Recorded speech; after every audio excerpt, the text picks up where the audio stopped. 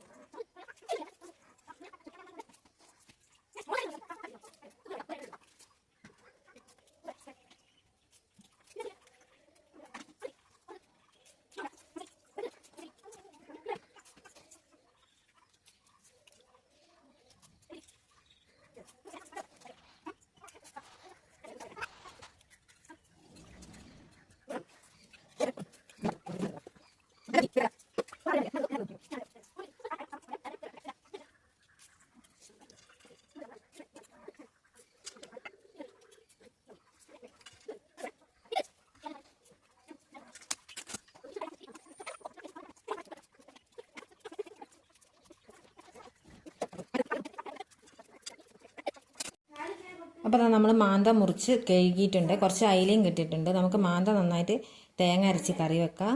അയില നമുക്ക് പൊരിച്ചെടുക്കാം കേട്ടോ. നമ്മൾ കറി കലക്കാൻ പോവുകയാണ്. നമ്മൾ ഇതിലേക്ക് കുടംപുളിയാണ് ഇടുന്നത്.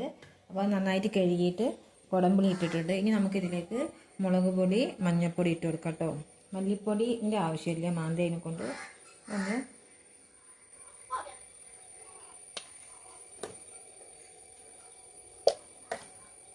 സ്വല്പം ഉപ്പ് ഇട്ട് കൊടുക്കുന്നുണ്ട്. നമ്മളിതിലേക്ക് തക്കാളി, പച്ചമുളക് മുറിച്ചിടാൻ പോവുകയാണ്. നമ്മൾ ആവശ്യത്തിന് വെള്ളം ഒഴിച്ച് കൊടുക്കാം കേട്ടോ. ഇനി ഇത് അടച്ച് വെച്ച് നമുക്ക് വേവിച്ചെടുക്കാം. ഇതിലേക്കുള്ള തേങ്ങയൊക്കെ റെഡിയാക്കി വെക്കാം കേട്ടോ. അപ്പോൾ അത് നമ്മുടെ തേങ്ങ ഇവിടെ രാഗി വെച്ചിട്ടുണ്ട്. നമ്മൾ കഷ്ണം ഇഞ്ചി അരിഞ്ഞ് വെച്ചിട്ടുണ്ട് കേട്ടോ. ആദ്യം തന്നെ നമ്മൾ ഇഞ്ചി അരച്ചെടുക്കണം. അതിന് ശേഷം തേങ്ങ അരയ്ക്കുക, അല്ലെങ്കിൽ ഇഞ്ചി അരഞ്ഞു കിട്ടില്ല കേട്ടോ. അപ്പോൾ നമ്മുടെ കറി ഇവിടെ തിളച്ചിട്ടുണ്ട്. നമുക്ക് മീനിട്ട് കൊടുക്കാം കേട്ടോ.